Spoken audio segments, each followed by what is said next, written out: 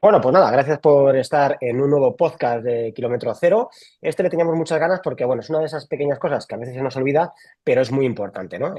Básicamente es hablar de lo que es una prueba de esfuerzo, que es algo que antiguamente teníamos todos muy interiorizado, pero es cierto que hablamos con mucha gente que se atreve a hacer quebrantahuesos, kilómetros cero, y prácticamente, bueno, o prácticamente no, muchos de ellos, en muchos casos, nunca se han hecho ninguna y tienen bicicletas de más de 10.000 euros, se apuntan a pruebas que suponen entrenar a la semana 15, 20 horas y no es algo tan básico como es hacerse una prueba de esfuerzo que nos da mucha información y sobre todo nos evita problemas y sustos importantes. No vamos a entrar en cosas pues, demasiado duras, pero es cierto que una prueba de esfuerzo nos da mucha información y nos evita pues, algunos disgustos y cosas o casos que conocemos de personas cercanas que pues, bueno, pues han tenido un problema cardíaco grande con un final el que os podéis imaginar y que pues después de suceder todo eso se hubieran o se hubieran hecho una prueba de esfuerzo previa, pues seguramente pues ese final no hubiera sucedido. Así que por eso queremos recalcar y meter un poquitín de miedo con esta cosa, porque sí que consideramos desde kilómetro cero muy importante hacernos una prueba de esfuerzo pues una vez al año, dos veces al año, o bueno, en el caso de que no, por lo menos una primera, por lo menos para conocernos un poquitín más y saber toda la información que nos da el corazón. Dicho todo esto, no se nos ocurría mejor persona para hablar de ello que Javier Fernández Alba. Yo tuve la suerte de tenerle como pues director en la parte de seleccionador de la selección madrileña, de entrenador, y bueno, son las personas que por sus manos han pasado, pues seguramente los mejores ciclistas de la Comunidad de Madrid en aquella generación de los 80, que si ahora vamos a ver clasificaciones de juveniles y amateur de hace 20 20 y pico años, pues todos fueron profesionales, pues casi todos menos yo. O sea, fue una generación maravillosa con gente que Javi bien ha dirigido, bien les ha llevado como seleccionador o bien como preparador, pues con nombres pues que igual no conocéis como Alberto Contador, Dani Moreno, José Almagro, Jesús del Nero, etc, etc, etc. Con lo cual, por sus manos han pasado ciclistas muy buenos, como los que os he dicho, y ciclistas tan malos como yo. Pero bueno, hemos pasado muchos por sus manos y podemos decir que es uno de los pioneros en todo esto. Lleva más de 3 años ya de experiencia, con lo cual podemos decir que Javi conoce un poco la prehistoria de la preparación física, porque hace 30 años se contaba pues prácticamente con un pulsómetro, el que lo tenía, una bici para hacer unas pruebas de esfuerzo de aquella manera y a fecha de hoy, 30 años después, pues contamos con herramientas maravillosas para conocernos un poquitín mejor y sobre todo, y lo más importante y lo que nos vamos a centrar hoy, para cuidarnos un poquitín mejor. Porque Javi ahora nos contará quién es, pero bueno, lo adelanto por si acaso él se despista en todo lo que él ha hecho. Entre otras cosas, aparte de ser un gran preparador físico, también ha sido director deportivo de equipos tan históricos o míticos como el equipo Acosta de la Comunidad de Madrid, seleccionador de la Federación Madrileña, presidente de la Federación Madrileña en esa parte más de gestión y de preparación física, director en muchas cosas de formación de la Federación Española, etc, etc. Y bueno, muchas cosas que ha renunciado a seguir siendo para centrarse en lo que más le gusta y en lo que más aporta y en lo que ahora está, que es en entrenamiento ciclismo y cuidar de nuestra salud. Así que nada, dicho todo esto, bienvenido y gracias por estar ahí, Javi. Nada, Miguel, pues muchas gracias por la presentación. La verdad es que ha sido un lujo tu presentación y encantado de poder echaros una mano con Kilómetro Cero y con estos podcasts que me parecen una idea maravillosa.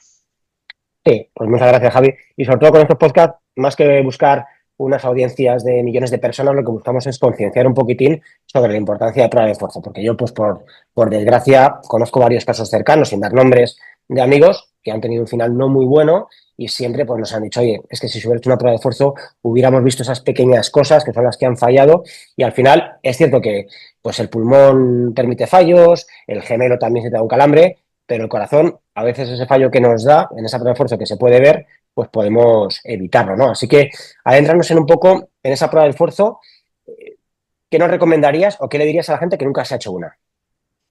Bueno, pues mira, Miguel, como tú bien dices, ahora principalmente nos dedicamos al tema entrenamiento, a la preparación física, entrenamiento ciclismo, como tú ya has presentado. Ahora mismo ya somos 5 entrenadores, tenemos pruebas de esfuerzo, hacemos biomecánicas, tenemos entrenamiento personal, trabajo de fuerza en el gimnasio con valoración de encoder, o sea, tenemos nutrición, tenemos fisioterapia, tenemos hasta psicólogo deportivo, o sea, tenemos un poco todas las patitas que necesita un ciclista pues para cuidar su salud y su rendimiento.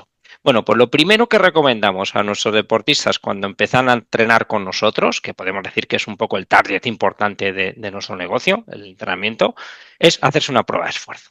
Es más, no es que recomendemos, prácticamente exigimos hacer una prueba de esfuerzo porque no nos apetece tener ciclistas que a la larga nos puedan dar un susto. Entonces, lo primero que recomendamos es una prueba de esfuerzo.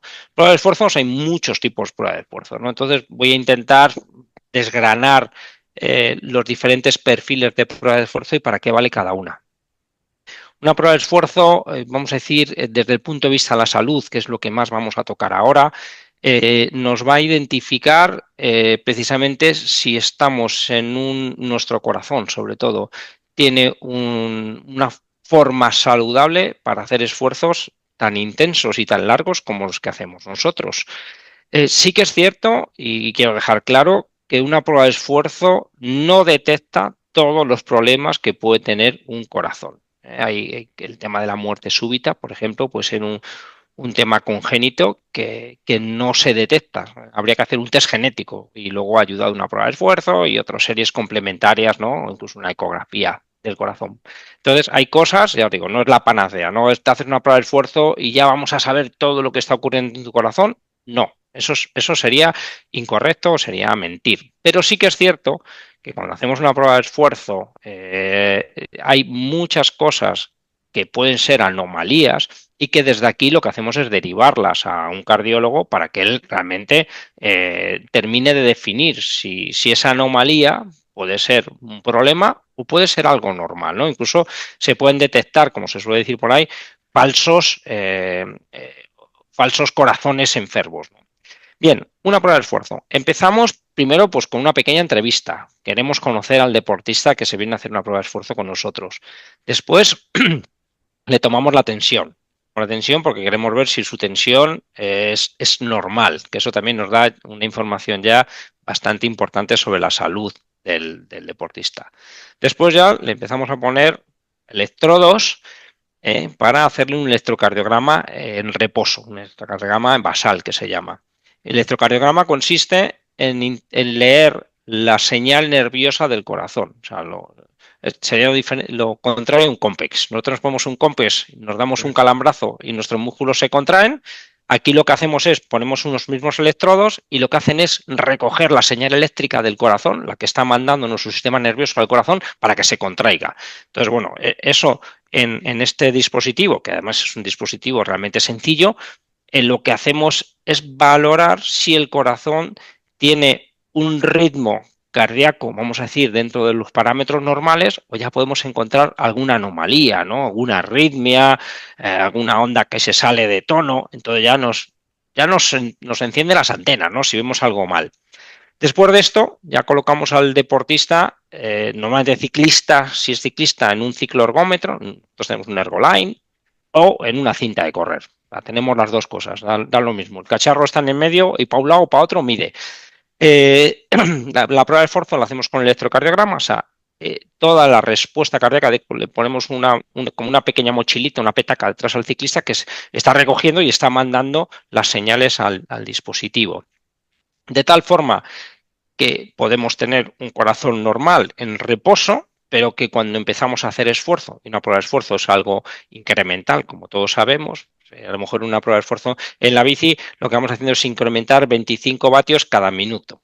Y corriendo pues vamos incrementando la velocidad. De tal forma que el que pone el fin a la prueba de esfuerzo, en las nuestras que son deportivas, no es una prueba médica, es una prueba deportiva, que también tiene unido la prueba médica, pero es deportiva, llegamos que el deportista sea el que haga techo. Que, por ejemplo, si esta misma prueba te la hacen en un sitio que no es de deporte, cuando el doctor o la persona que lo estás haciendo ve que el corazón está funcionando bien, te para. Y tú puedes decir, no, pero si puedo más, ya, pero es que yo no quiero saber cuáles son tus topes. Que eso es la diferencia de una prueba de esfuerzo deportiva a una no deportiva. En la no deportiva quieren saber si tu corazón funciona bien o no, y cuando llegas a cierta frecuencia cardíaca te paran y dicen, no llega a tope, no, es que no hace falta. Y nosotros no, nosotros dejamos que llegues a tope para realmente, aparte de valorar cómo funciona tu corazón, también cuáles son los vatios máximos que mueves o cuál es tu velocidad máxima. Bueno, dicho esto, ese registro cardíaco en esfuerzo, que lo vamos registrando, vamos a decir, de forma inmediata, si nosotros vemos alguna alteración en el corazón en esfuerzo, cortamos la prueba de esfuerzo y los derivamos al cardiólogo. ¿Qué más tiene una prueba de esfuerzo?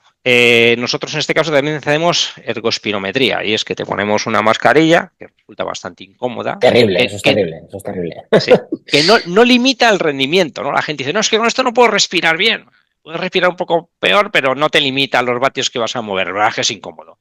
Y entonces también hacemos lo que es una valoración espirométrica. Lo que hacemos es analizar el oxígeno que estás metiendo y el CO2 que estás expulsando y ahí vamos sacando los umbrales, que ahora ya, si quieres, contaré un poco también de eso. Vale, ahora me lo Y, cuentas. y el final de la prueba es hasta que tú llegas. Entonces, sobre todo, esas alteraciones cardiológicas algunas alteraciones cardiológicas se pueden detectar en esa prueba de esfuerzo. Y ya Vale, digo, dicho, directamente, nosotros lo que hacemos es derivar ya al especialista. al médico. Dicho esto, o sea, ¿cuánto cuesta una prueba de fuerza aproximadamente? Porque claro, nos gastamos en un Garmin 600 euros, en una Swift 1300, en una bici ni te cuento, en un culote 300. ¿Una prueba de esfuerzo cuánto cuesta? Pues mira, en nuestro centro, una prueba de esfuerzo con todo esto que os estoy diciendo, y ahora os contaré el informe final, son 75 euros. ¿Y cada Sí cuánto que es tiempo? cierto que tenemos un precio como muy económico porque es parte de nuestro negocio y bueno, es una forma de que mucha gente nos conoce y viene a posta a hacerse la prueba de esfuerzo y luego, pues, qué duda cabe, pues ya digo, entrenamiento o entrenamiento personal o biomecánica o...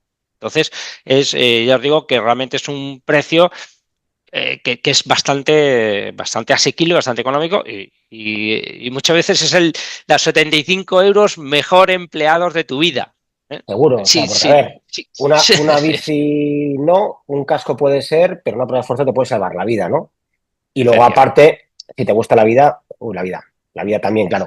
Pero si te gusta la bici, te da una información que, claro, a la hora de manejar entrenamientos, preparación física, alimentación, también es importante, ¿no? Entonces, Sí.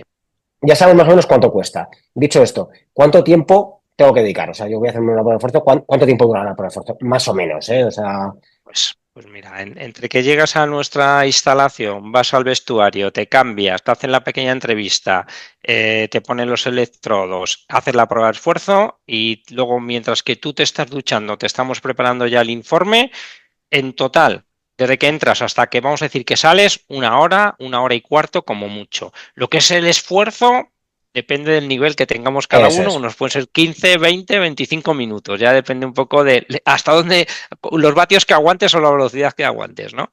Perfecto, o sea, Eso es un poco. 75 euros, una hora, o sea, que no es dinero y no es tiempo con las cifras que manejamos ahora en el mundo de la bici.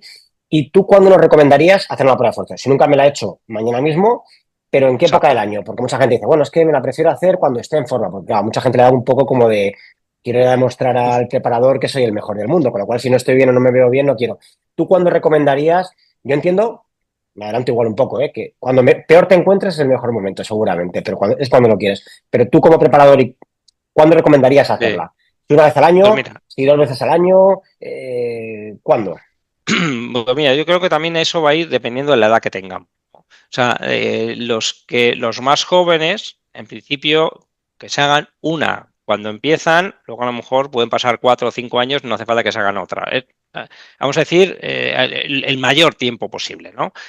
Porque si en la primera ya le hemos detectado algo, porque su corazón tiene una arritmia, ya tendrá que hacer caso a lo que le diga el cardiólogo, pero si no la tiene es muy difícil que le aparezca. Podría aparecer, pero es muy difícil, ¿no? O sea, los jóvenes, vamos a decir que distanciados, cada 4 o 3, 4 años. Cuando ya pasamos de los 40 años, yo sí que ya diría que ahí los corazones sí que pueden generar alguna disfunción. La vida que llevamos, el estrés la verdad es que no nos ayuda, la alimentación tampoco nos ayuda mucho. Entonces, bueno, ahí incluso los tipos de esfuerzo que hagamos si no están bien dirigidos y bien orientados, también pueden ser peligrosos. Entonces ya ahí diría que a partir de los 40 cada año, o como mucho cada 2 años. Si nos vamos ya a la época del año, pues podríamos, si es solo para salud, en cualquier fase podría. Si es un poco para rendimiento, que dices, bueno, pues ya, joder, ya que voy allí, pues me sacan los ritmos de entrenamiento, que eso si quieres hablamos ahora. Pues yo creo que sí que ya cuando hayamos entrenado un poquito la base por lo menos, o hayamos hecho un poco periodo precompetitivo, antes de empezar a competir siempre es interesante porque también se puede detectar las debilidades que tienes a nivel de umbrales. Entonces ya dices, pues me queda un mes y medio para competir y veo que mi segundo umbral está más débil. Bueno, pues vamos a hacer una orientación del entrenamiento, mejorar el segundo umbral para que llegues a la competición lo mejor posible, ¿no? A esa quebrantahuesos o a ese kilómetro cero, ¿no? Un mes y medio antes de la prueba, ahí ya podemos ver la salud y orientar un poco los últimos tiros del entrenamiento. Vale. O sea, y ahora vamos a entrar en esa parte un poco más de preparación física, pero bueno, así como cosa un poco más de cotilleo, prensa rosa. ¿Qué prueba de fuerza has hecho? Si lo puedes decir, ¿eh? ¿Algún deportista que ha hecho una prueba de fuerza y ha dicho, buah, o sea, aquí tenemos a un Pogačar o a un Alberto Contador? ¿Alguna vez te ha pasado que de repente Pues haces una prueba de fuerza y dices, este tío no sabe el motor que tiene? Porque claro, tú ves cosas, ¿no? sí, sí, sí, efectivamente se ven cosas, ¿no? Y te puedo poner al ejemplo, teníamos un proyecto, la Federación Madrileña de Ciclismo, con el INEF.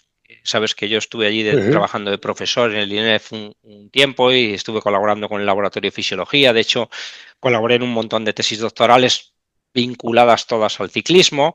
Bueno, pues en uno de esos proyectos, pues trajimos a los seleccionados de la Federación Madrileña a hacerles pruebas de esfuerzo y yo recuerdo que bueno, el director un poco del laboratorio, Javier Calderón, excelente Ujú. fisiólogo, que se acaba de jubilar y apasionado del ciclismo, Pedro J. Benito, que es un poco el heredero suyo, aunque uno era doctor y este es licenciado, pero es el que se hace cargo del laboratorio.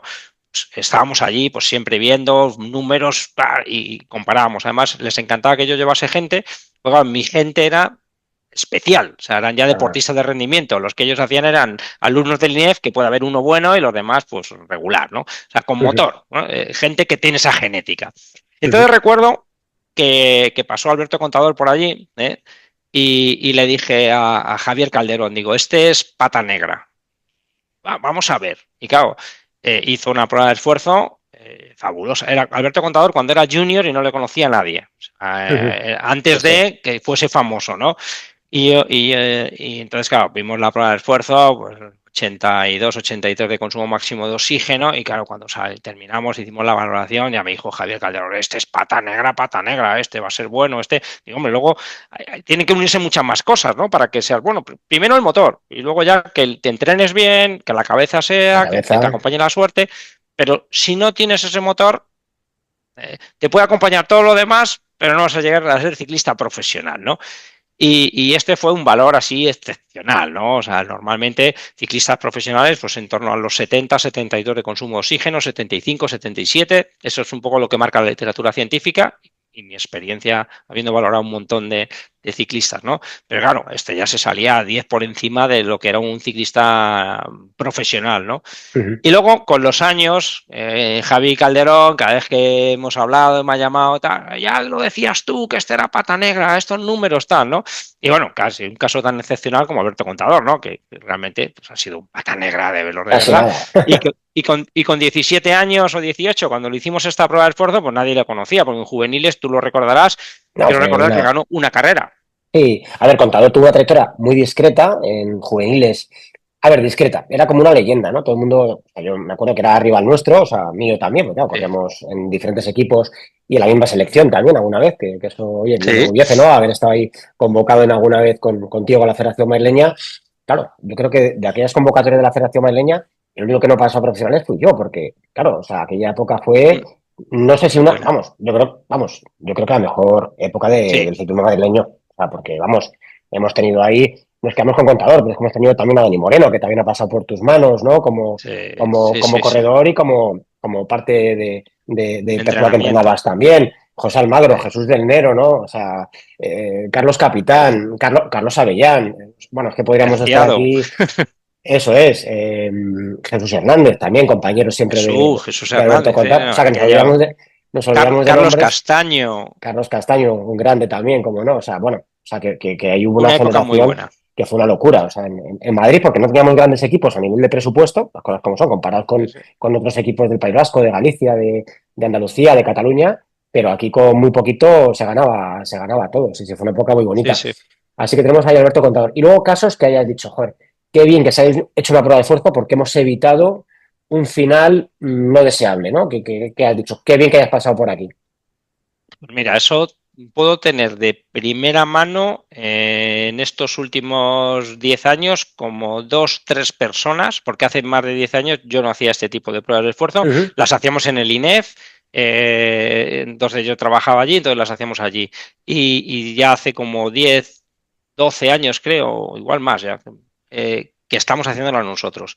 Y en estos años, 3 casos de haber pasado luego por quirófano. O sea, tres ujú. casos que si no se hubiesen Serios. pasado por quirófano, seguramente se habrían quedado en alguno de sus retos. Eran cicloturistas en este caso, Ujú. pero cicloturistas que, bueno, uno que competía a un nivel máster muy alto y No otros daremos, no daremos, cicloturistas. no daremos nombre, pero me suena.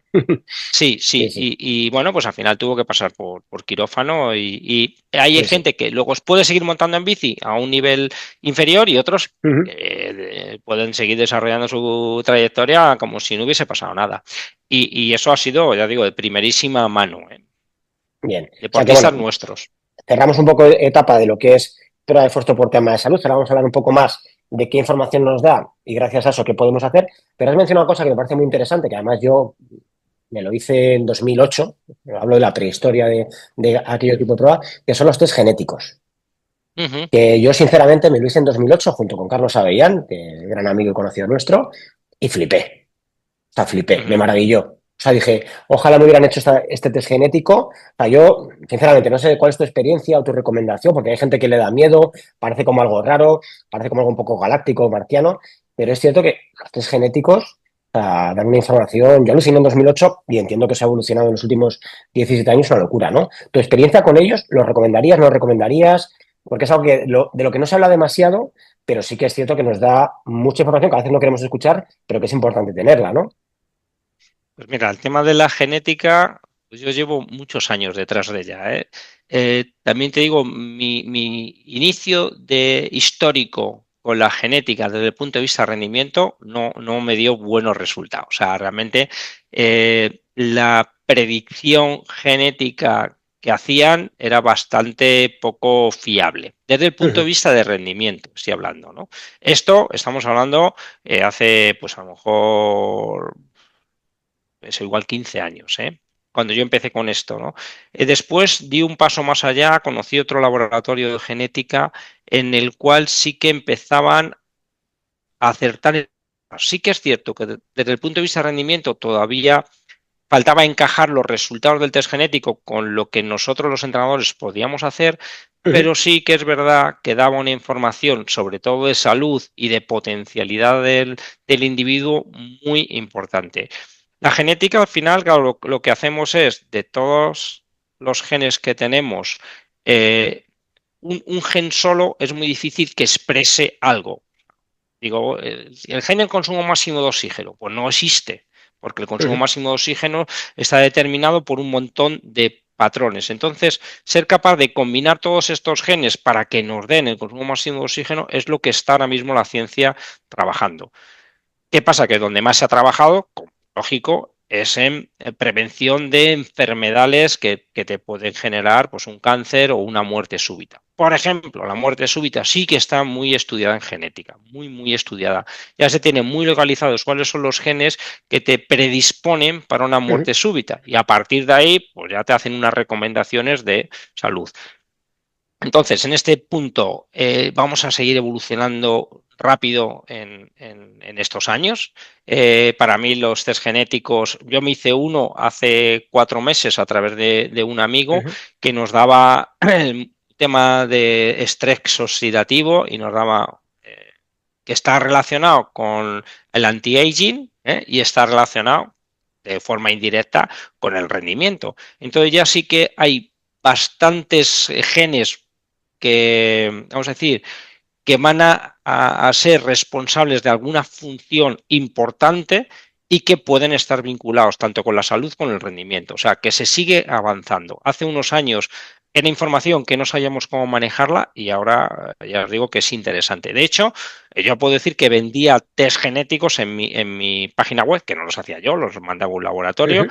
Ahora estoy en un proceso de reestructuración de esa parte, pero sí, me resulta muy interesante la genética y nos da una información, porque al final nosotros somos genes, los expresamos o no los expresamos en función de nuestra calidad de vida, de nuestro ambiente, de nuestra forma de comer, de nuestra forma de dormir, o sea, vamos a decir que la genética es la ciencia de la probabilidad y Ujú. la epigenética, que es lo que el desarrollo de la genética, es la ciencia realmente de lo que ha pasado. Y dicho esto, más o menos, un test genético, ¿cuánto puede costar? Aproximadamente, para que la gente tenga Pues una idea de ahora, referencia. ahora los precios están en torno entre 300 y 600 euros, Vamos, depende de la que no es una, cantidad. que no es una locura. No. Ya te digo, ya hay test por 300 que son bastante completos. Antes Había sí una que información era... que me pareció interesante, que yo no sé si tú la compartes, pero sí me gustó mucho porque los test genéticos en lo que sí son bastante buenos es en decirte qué cantidad de fibras rojas y fibras blancas tienes, ¿no? O sea, que te dice un poco, ¿eres sprinter o eres escalador? Que es lo típico que muchas veces no sabemos. Ujú. Yo, por ejemplo, tuve un gran conocido que en paz descanse, que era el Chava Jiménez, que él se le metió en la cabeza que era escalador, pero yo tengo súper claro que el chaval era el mejor sprinter del mundo, lo tendría súper claro. Pero claro, en aquellos años, en los 90 no se tenía ni idea de esto, pero claro, ahora tú haces un test genético y sí que eso es una información que sí te la da muy clara, ¿no? O sea, tú tienes tantas fibras blancas, tantas fibras rojas, y creo que para mucha gente, y sobre todo para el que quiere ser profesional, es importante, ¿no? Ujú. Sí, ya te digo, cada día los test genéticos dan una información más precisa y, por ejemplo, la distribución del porcentaje de fibras lentas y rápidas es bastante realista. A mí eso es de las cosas que más me gustó. O Sí. sea, luego ya, quizás nos entramos en detalles hasta donde tú llegas, pues claro, todavía ahí queda mucho recorrido, ¿no? Así que bueno, ahora vamos a pasar al siguiente capítulo de la prueba de esfuerzo, ¿no? Con esa información que nos da la prueba de esfuerzo, luego, ¿qué hacemos con eso? Porque ahora, claro, una prueba de esfuerzo, tabla de cosas, tal, ahora nos hemos olvidado muy mucho del pulso, el pulso máximo, el mínimo, el medio, ahora solo existen los vatios. Ya mucha gente ni lleva cinta de pulsómetro para entrenar porque lo que le interesa es el potenciómetro. Y es cierto que yo hablo con muchos amigos y ahora se han enganchado muy mucho al ciclismo, ya con más de 30 y muchos, casi 40, y no les preguntes por el pulsómetro porque no les interesa. O sea, ellos son vatios, vatios, vatios, vatios, vatios, el famoso vatio kilo, ¿no? Pero bueno, la prueba de esfuerzo, con toda esa información que nos da, cómo luego la podemos utilizar pues para mejorar en lo que entendemos mejorar, que mejorar es tener o un mejor rendimiento o bien conseguir el mismo resultado entrenando menos, ¿no? Porque, claro, a lo que os dedicáis sobre todo en el entrenamiento de ciclismo y lo que hablamos aquí y a quien llegamos nosotros es a un público que la mayoría, pues, trabajan, son padres de familia, con lo cual al final lo que buscan es, pues eso, el poquito tiempo que sacarle el mayor rendimiento, ¿no? Entonces, con toda esa información, eso, ¿qué hago yo con lo que me dais luego? Pues mira, lo primero, como tú ya has apuntado, la frecuencia cardíaca básica y elemental para el entrenamiento. Si algún entrenador te dice que no, desconfía del entrenador. Con Seguro, lo digo yo. la frecuencia cardíaca es carga interna, o sea, lo que está pasándote dentro. Entonces, lo otro, los vatios es carga externa, lo que estás desarrollando, y tienen que estar relacionados. De hecho, el factor de eficiencia, que es algo de los que los entrenadores deberíamos de fijarnos mucho, sería cuanto más eficiente seas, es que el entrenamiento te está sirviendo y vas a rendir más. Y eso es menos frecuencia cardíaca con más vatios. Y eso, si no lleva las dos cosas, el EF no sale. Dicho esto, prueba de esfuerzo. Lo primero, lo que hemos hablado antes, consumo máximo de oxígeno, que podríamos decir que es el motor del ciclista, la capacidad que tiene una persona para generar ATP, para generar vatios, para generar energía con la presencia de oxígeno, que es lo más importante para cualquier deportista de resistencia. Cuanto más alto, más motor vas a tener, más prestación vas a tener. Y luego, muy importante, los dos umbrales. El umbral aeróbico, VT1, umbral láctico único. Umbral láctico si hacemos prueba de esfuerzo con lactato, que también lo hacemos. O umbral ventilatorio 1, que es el que conseguimos con el analizador de gases, nos va a identificar hasta dónde los vatios que estamos moviendo o la velocidad a la que ese umbral se encuentra y que prácticamente toda la energía que hemos conseguido es por la fibra lenta, que has hablado tú antes de ella, y con presencia de oxígeno y prácticamente combustiendo o quemando la grasa.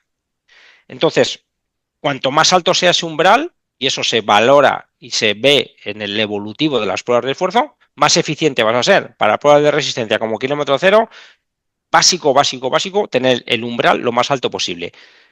Porcentualmente se mide respecto a al consumo máximo de oxígeno. Porcentualmente.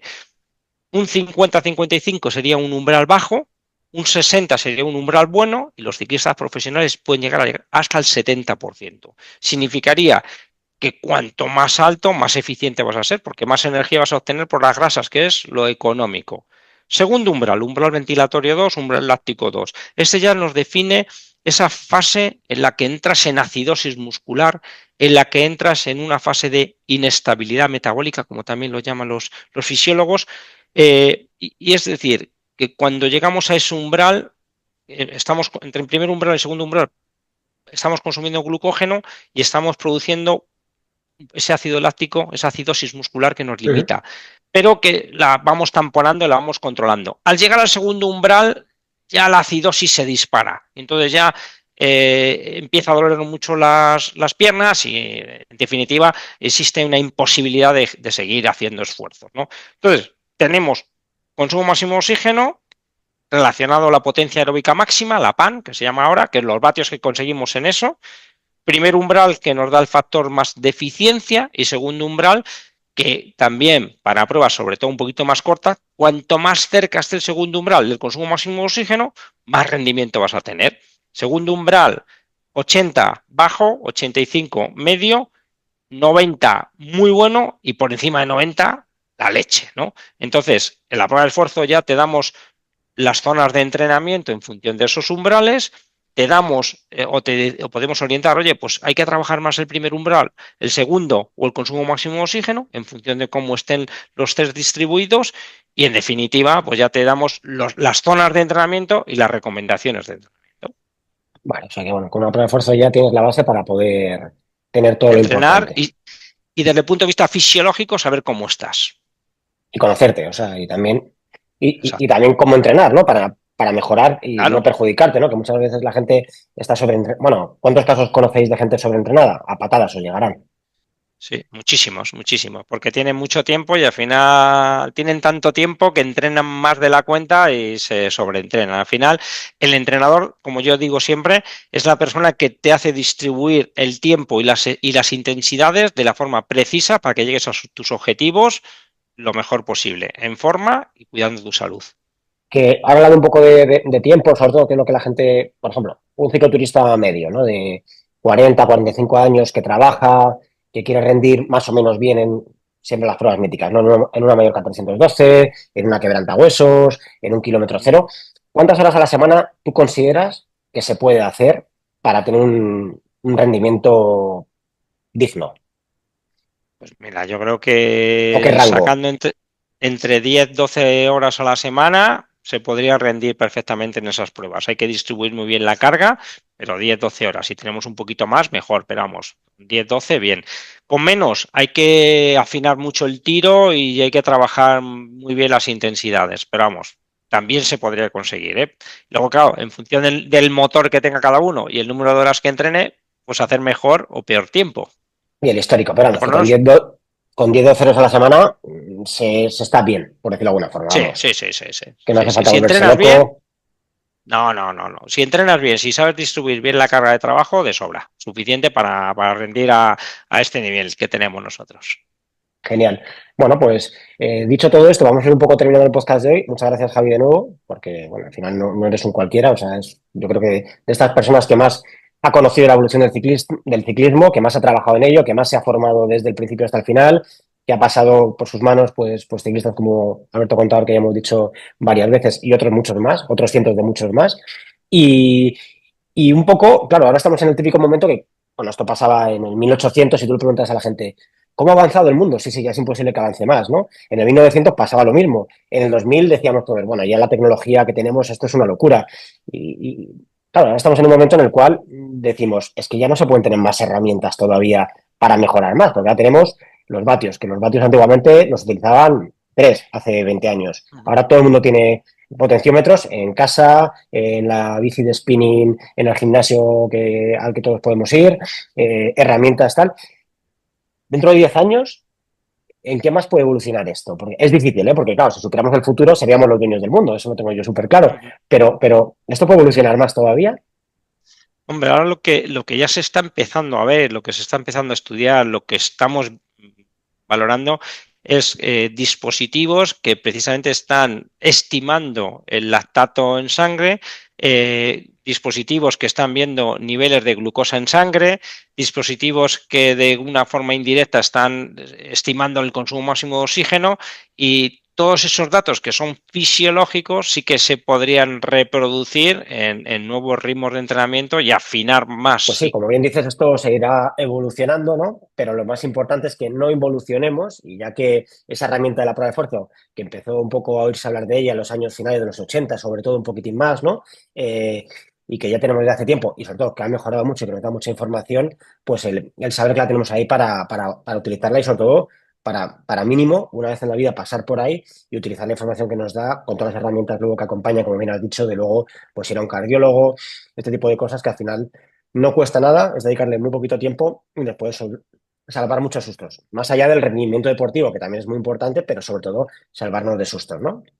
Sí, al final ya, sobre todo para ciertas personas que ya no pensamos tanto en el rendimiento para nosotros mismos o para alguno de nuestros deportistas, pensamos en que ya hacemos este deporte primero para generar esas hormonas que nos dan la felicidad y que también el sistema, sabemos todo, el sistema neurohormonal está íntimamente ligado.